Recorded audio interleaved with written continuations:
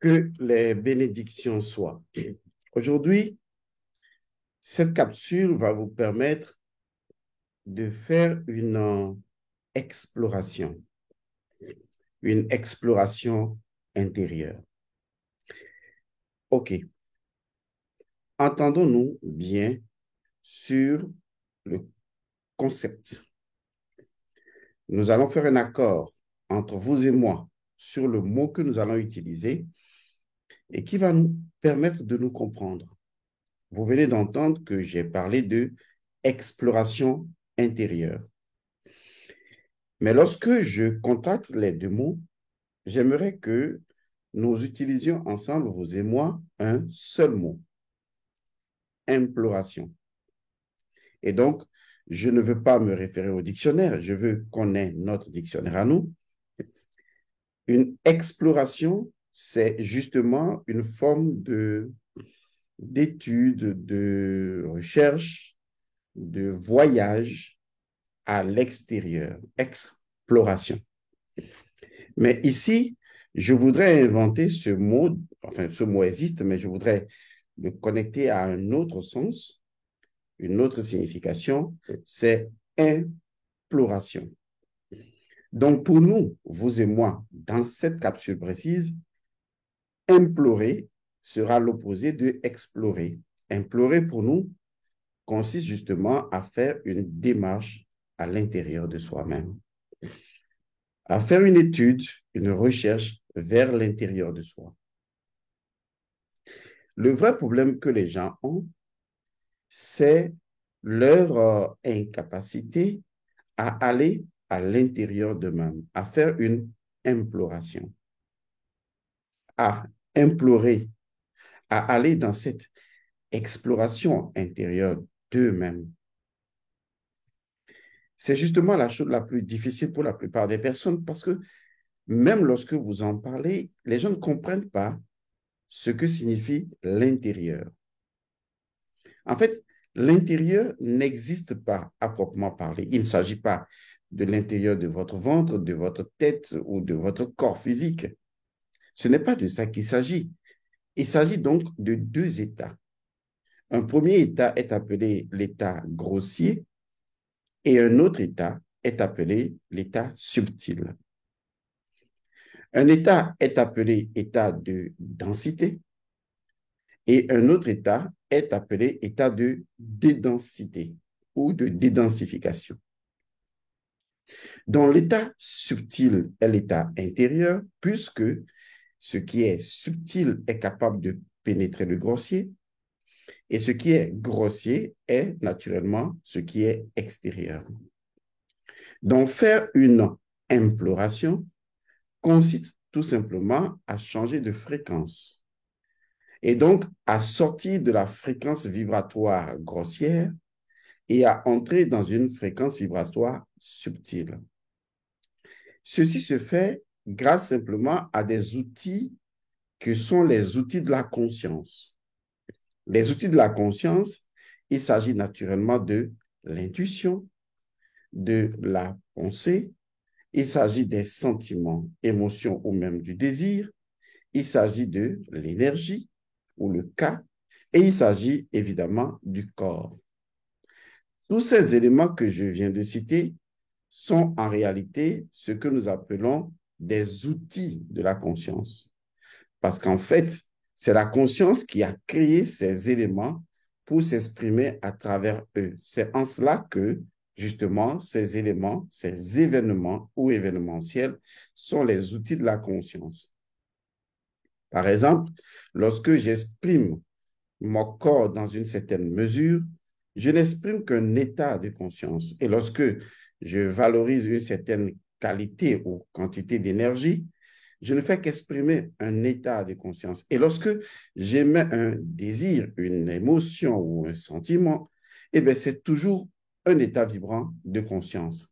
Et lorsque j'émets des pensées ou même que j'ai une intuition, tous ces événements ne peuvent pas avoir cours sans cet élément fondamental qu'est la conscience. Vous avez tout compris. Ces éléments que je viens de citer sont appelés les outils de la conscience et c'est grâce à ces outils de la conscience qu'on arrive justement à faire le chemin de la transformation intérieure qui part justement du grossier vers le subtil.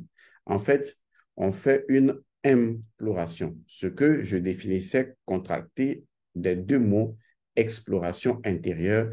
Et donc, implorer Dieu, si je me prête ce mot ou ce concept, signifie tout simplement faire une exploration intérieure du Dieu qui est là, en fait, qui est dans la dimension du subtil ou qui représente justement l'intégralité du subtil, couvrant l'intégralité du grossier. Alors, quel est le premier pas pour aller à l'intérieur de soi-même? Parce que c'est là que se pose le problème. Les gens n'arrivent pas à aller vers l'intérieur d'eux-mêmes, c'est-à-dire à changer leur statut vibratoire du grossier vers le subtil, donc à aller à l'intérieur, à faire une imploration. Les gens n'arrivent pas à le faire. Alors, quelle est la première étape, justement, pour aller vers la conquête de soi, vers la transformation de soi, vers intérieur, justement? Alors, je vais vous le dire avec précision.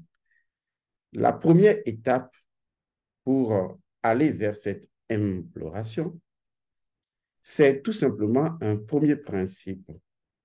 Un premier principe qui doit cadrer tous les outils de la conscience. Et cet outil-là, c'est tout simplement ce que je vais appeler dans un langage qui est commun à vous, que vous utilisez de façon vulgaire, avant de revenir au langage métaphysique propice. Il s'agit justement de la sincérité. Il est très important d'être sincère. OK, arrêtons-nous là. Je ne vous demande pas d'être sincère envers moi, ou avec vos collègues, ou vos camarades, vos amis, votre épouse ou votre mari, ou vos enfants. Je vous demande tout simplement d'être sincère. L'état de sincérité, l'état d'être sincère, c'est d'abord avec soi-même. Être sincère, c'est tout simplement reconnaître la véracité de son état. C'est ce que nous appellerons dans le langage métaphysique l'authenticité.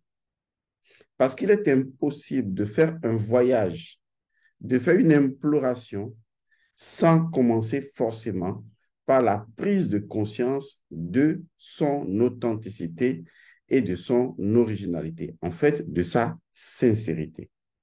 La sincérité de votre corps, la sincérité de votre énergie, la sincérité de vos désirs, la sincérité de vos émotions, la sincérité de vos sentiments, la sincérité de vos pensées, la sincérité de vos intuitions, la sincérité de votre conscience. Vous devez là tout de suite prendre la décision envers vous-même, seul, enfermé dans votre chambre, de devenir, d'être une personne sincère, une personne authentique, une personne vraie. Je suis sérieux. Dans le langage métaphysique et dans les légendes africaines, on raconte toujours une histoire autour du fait que un voyageur ne peut jamais faire un voyage sur un océan tumultueux. Et donc, si vous prenez votre navire ou votre bateau ou votre barque ou votre yacht et que vous prenez la mer, vous prenez quelque océan et que l'océan s'avère complètement tumultueux, c'est sûr que vous ne pourriez pas faire ce voyage. Vous iriez immédiatement à la dérive. Mais si l'océan est calme, apaisé, si l'océan demeure dans la sincérité, le voyage se fait facilement. Parce que la sincérité dans ce cas d'espèce, c'est avoir la capacité de se contempler dans l'océan. Mais personne ne peut se contempler dans un océan tumultueux ou trouble ou flou. Lorsque l'eau s'est calmée et s'est purifiée, quand vous regardez dedans, vous vous voyez. C'est une réflexion vraie de vous. Et donc, la première chose à faire lorsque vous voulez faire une imploration, c'est d'être une personne sincère, une personne authentique, une personne vraie. C'est de reconnaître ce que vous êtes physiquement, tel que vous êtes physiquement, tel que vous êtes dans votre énergie, dans vos désirs, dans vos émotions, dans vos sentiments. C'est de refuser de faire l'effort de vous cacher à vous-même, vous-même. C'est une aberration, mais c'est ce que vous faites tout le temps. C'est que vous faites toujours l'effort de vous cacher à vous-même. Et ça, c'est une erreur lamentable. C'est ce qu'on appelle la trahison de soi. C'est une duperie de la conscience. Et je vous assure, cela ne marche absolument pas du tout. Donc, pour faire une imploration, c'est-à-dire une exploration intérieure, c'est la démarche obligatoire, obligée, c'est d'être sincère, c'est d'être honnête avec soi-même, c'est d'être authentique dans ce que vous êtes. Et quand vous l'êtes au plus profond de vous, l'océan en vous s'apaise. Parce qu'il n'y a plus de lutte à l'intérieur de vous contre vous-même. Parce qu'en ce moment, vous êtes l'océan et vous laissez le bateau passer. Parce que les énergies de vous ne feront plus blocage à vous, ne feront plus obstacle à vous. Les énergies vont s'apaiser et vont commencer à vous laisser entrer à l'intérieur de vous-même. Mais vous n'y entrerez jamais si vous ne commencez pas par être sincère avec vous, par être honnête avec vous-même. Alors, vous qui m'écoutez et vous dites, lorsque je ferme les yeux, je n'arrive pas à méditer, je n'arrive pas à me calmer, je n'arrive pas à vivre une expérience intérieure. Les gens en parlent, mais ça ne m'arrive jamais. Comment puis-je le faire? Je vous assure, c'est parce que vous n'avez pas pratiqué la première étape fondamentale. Et cette première étape, c'est la sincérité, c'est l'honnêteté. Il suffit juste de se poser la question, jusqu'à quel point je suis sincère avec moi-même? En fait, c'est le vrai chemin de se connaître soi-même. Jusqu'à quel point je suis sincère avec moi-même? Je suis sûr que c'est une question que vous ne vous posez pas. Vous exigez de votre épouse qu'elle soit sincère, qu'elle soit honnête. Vous exigez de votre mari qu'il soit sincère, qu'il soit honnête. Idem de vos enfants, de vos collaborateurs. Mais même si vous n'avez pas un regard extérieur pour exiger de vous ou pour vous réclamer votre sincérité, vous avez un regard intérieur, l'œil de Caïn, comme on l'appelle souvent, qui vous impose justement de vous regarder. Et qui vous regarde, c'est l'œil de la conscience qui vous dit, est-ce que vous êtes sincère avec vous-même? Alors, regardez-vous vrai. Vous n'avez pas besoin d'un miroir pour vous regarder. Maintenant que je vous dis de vous regarder, eh bien, vous vous regardez.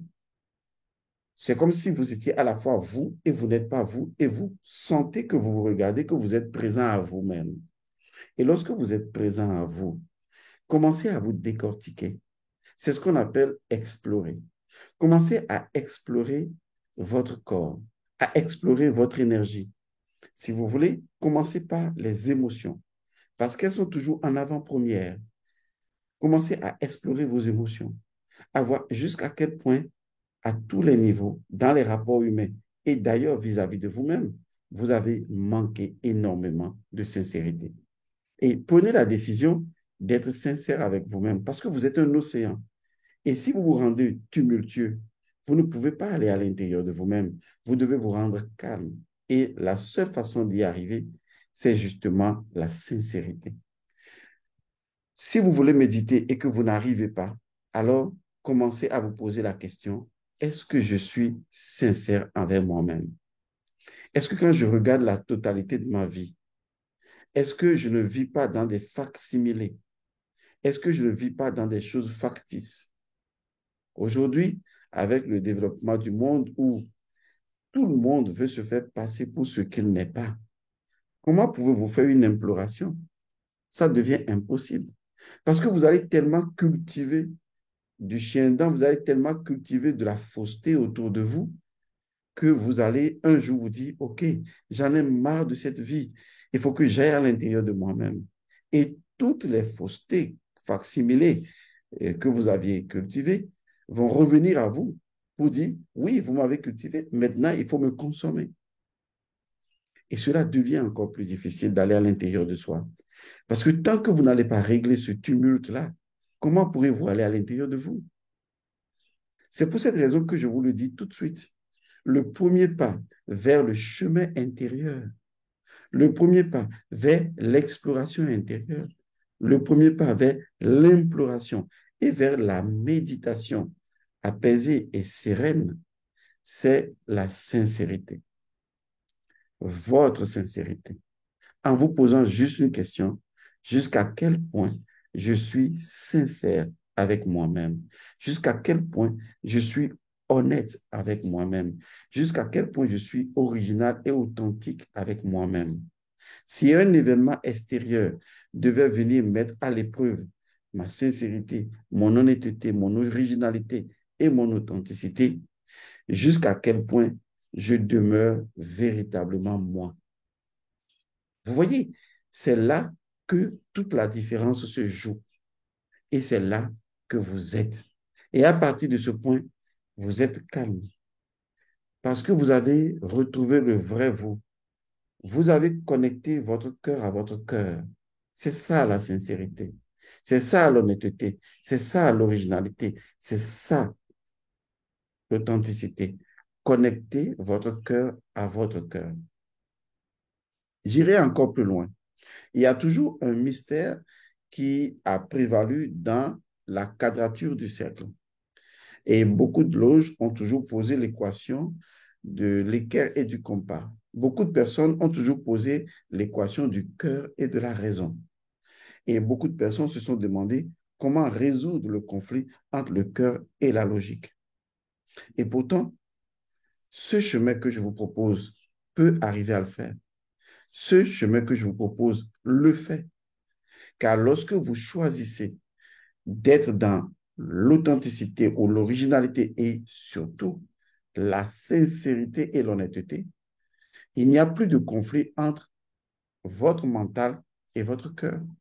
Il n'y a plus de conflit entre la raison et le cœur. Plus du tout. Les deux recherchent une chose. Que recherche la raison? C'est la sincérité, c'est l'authenticité, c'est l'originalité. Que recherche le cœur? C'est la même chose.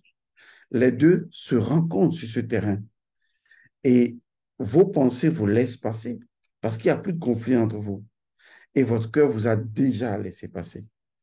Car c'est son énergie qui va envoyer un signal, n'est-ce pas, à votre mental pour lui dire le chemin, vous pouvez le passer maintenant. Alors, s'il vous plaît, cultivez la sincérité. En dehors de votre bureau, en dehors de votre famille, mais pas en dehors de vous. Parce que si vous n'arrivez pas à connecter votre cœur à votre cœur et à connecter votre cœur à votre raison, vous ne pouvez réussir aucune méditation. Or, pour y arriver, il faut juste accepter que l'énergie qui permet de connecter le cœur au cœur, c'est tout simplement l'énergie de la sincérité. Alors, redevenez une personne auto-sincère, une personne sincère avec vous-même. Et vous verrez que beaucoup de choses changeront autour de vous. La plupart des conflits extérieurs, des incompréhensions, des imbroglios et des blocages proviennent également de ce principe premier que votre âme utilise tout le temps. Puisque votre âme utilise que ces valeurs-là. Elle a besoin de ces valeurs au quotidien. Et si cette valeur de sincérité, auto-sincérité, n'est pas utilisée, elle ne génère pas l'énergie subtile pour vous conduire et vous frayer un chemin à travers le grossier. Alors, bon voyage à vous. Et j'espère que vous avez bien compris. Votre méditation sera plus apaisée et votre visage sera un visage d'enfant. Et vous allez sourire quand vous méditez parce que pour la toute première fois, vous avez connecté votre cœur à votre cœur. Je vous remercie et je vous dis